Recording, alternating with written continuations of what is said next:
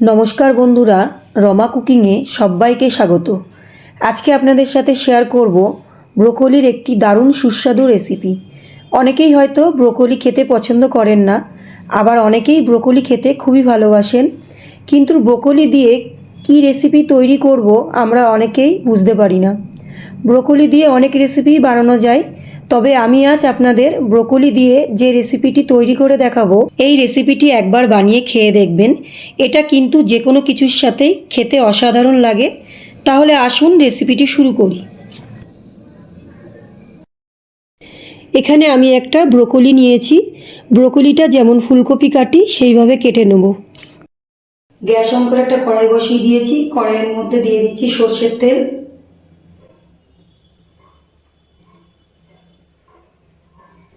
তেল গরম করে নেব। তেল গরম হয়ে গেছে।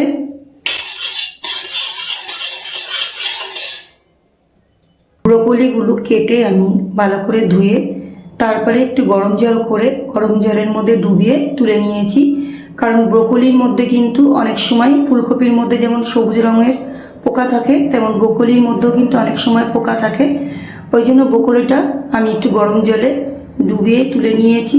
আর ব্রোকলিটা ভালো করে কিন্তু সিদ্ধ করা যাবে না, তাহলে কিন্তু একদম পুরো নরম হয়ে যাবে, রান্না করতে অসুবিধা হবে। ব্রোকলিগুলো ভেজে নিচ্ছি।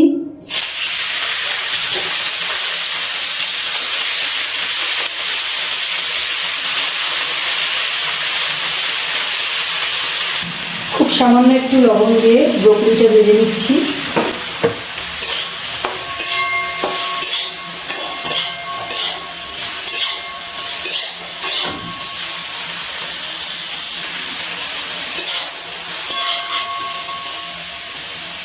গ্যাসের ফ্লেমটা লো টু মিডিয়ামে রেখে একটা ঢাকনা দিয়ে ঢেকে ব্রোকলিটা ভেজে নিচ্ছি। ঢাকনাটা তুলে নিচ্ছি।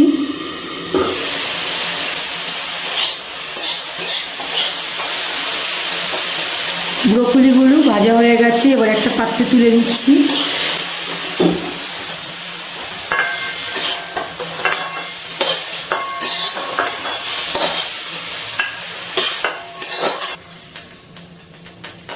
কড়াইয়ে কিছুটা তেল আমি দিয়ে গরম করে নিয়েছি। এবার আমি আলুগুলো ভেজে নেব।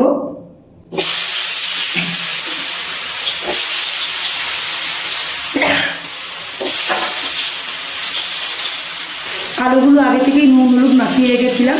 এবার আলুগুলো ভালো করে লাল লাল করে ভেজে নিচ্ছি।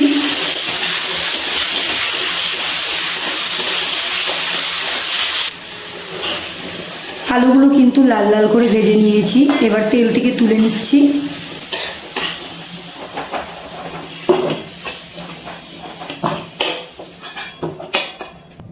এই তেলের মধ্যে দিয়ে দিচ্ছি একটা শুকনো লঙ্কা, একটা দারচিনির টুকরো, দুটো এলাচ, আর দিয়ে দিচ্ছি সাদা জিরে। ফোড়নটা তেল নাড়াচাড়া করে ভেজে নিচ্ছি।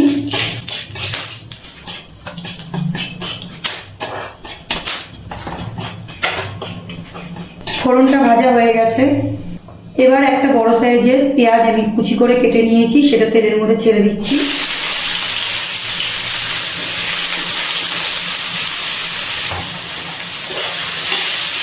গ্যাসের ফ্লেমটা হাইতে রেখে পেঁয়াজটা খুব ভালো করে ভেজে নিচ্ছি।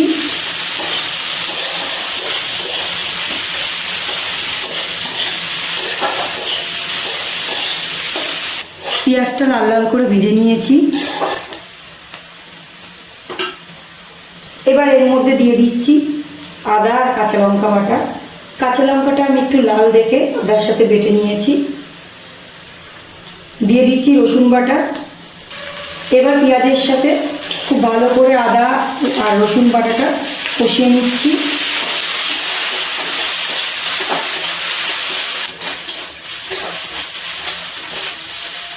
আদা বাটা আর রসুন বাটার কাঁচা গন্ধ না যাওয়া পর্যন্ত কষিয়ে নিয়েছি।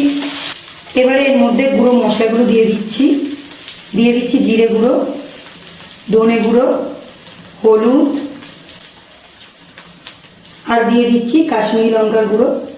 দিয়ে দিচ্ছি একটু জল। এবারে খুব ভালো করে মশলাগুলো কষিয়ে নিচ্ছি।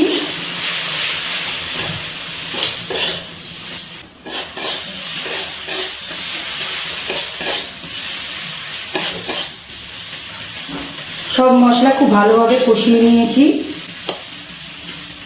এবার এর মধ্যে দিয়ে দিচ্ছি 1 চামচ কাসুরি মেথি আর দিয়ে দিচ্ছি পরিমাণ মতো লবণ। খুব ভালো করে মিশিয়ে আবার একটু কষিয়ে নিচ্ছি।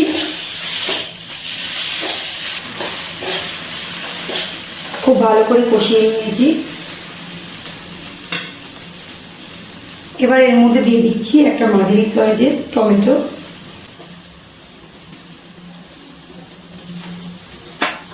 খুব ভালো করে মশলার সাথে টমেটোটা নাড়াচাড়া করে গলিয়ে নিচ্ছি।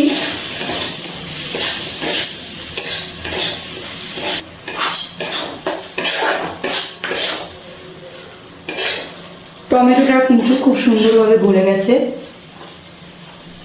এবার আমি এর মধ্যে দিয়ে দিচ্ছি মটরশুঁটি আর দিয়ে দিচ্ছি ভেজে রাখা আলুগুলো।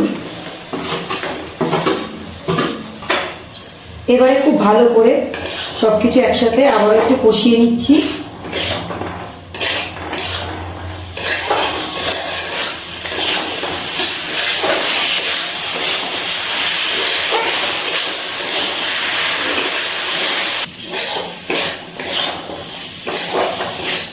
মশলার সাথে খুব ভালো করে সব কিছু কিন্তু কষিয়ে নিয়েছি।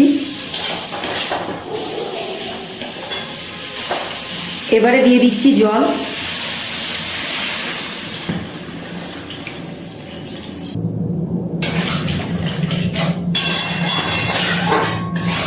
খুব ভালো করে নাড়াচাড়া করে সব কিছু মিশিয়ে নিচ্ছি।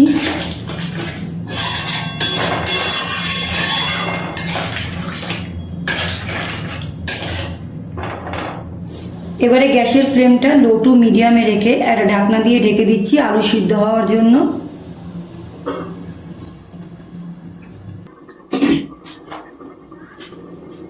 ঢাকনাটা তুলে নিচ্ছি।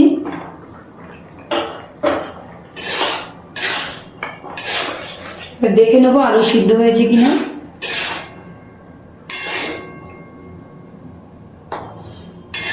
খুব ভালোভাবে কিন্তু আলু সিদ্ধ হয়ে গেছে। এবার এর মধ্যে ভেজে রাখা ব্রোকলিগুলো দিয়ে দিচ্ছি।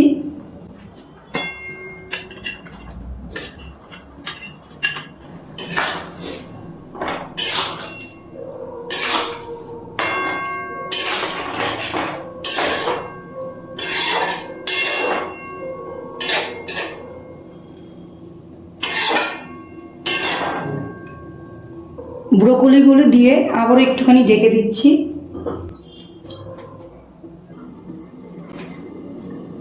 3 মিনিট পর ঢাকনাটা তুলে নিচ্ছি। একটু নাড়াচাড়া করে নিচ্ছি।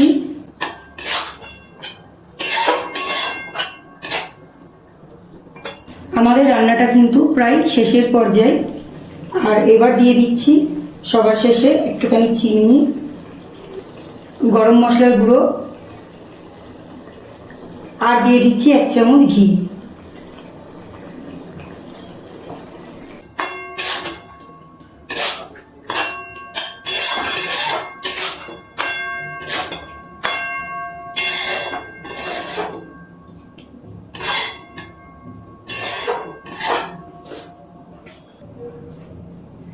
আমাদের রান্নাটা কিন্তু একদম কমপ্লিট হয়ে গেছে। গ্যাসটা অফ করে দিয়েছি আর 5 মিনিট আমি ঢেকে রাখছি। তারপরে আমি একটা পাত্রে নামিয়ে পরিবেশন করে নেব।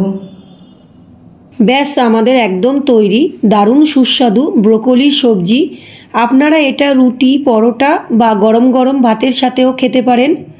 এখনও পর্যন্ত ব্রোকলি যদি না খেয়ে থাকেন একবার অবশ্যই এইভাবে বানিয়ে খেয়ে দেখবেন। আমার আজকের রেসিপিটি কেমন লাগলো একটা কমেন্ট করে জানাবেন। ভিডিওটি ভালো লাগলে অবশ্যই একটা লাইক ও বন্ধুদের মধ্যে শেয়ার করবেন। আমার চ্যানেলের নতুন বন্ধু হয়ে থাকলে চ্যানেলটি সাবস্ক্রাইব করে আমার পাশে থাকবেন। আজ এই পর্যন্ত, আবারও হাজির হয়ে যাব অন্য কোনো রেসিপির সাথে। সবাই ভালো থাকবেন, সুস্থ থাকবেন। ধন্যবাদ।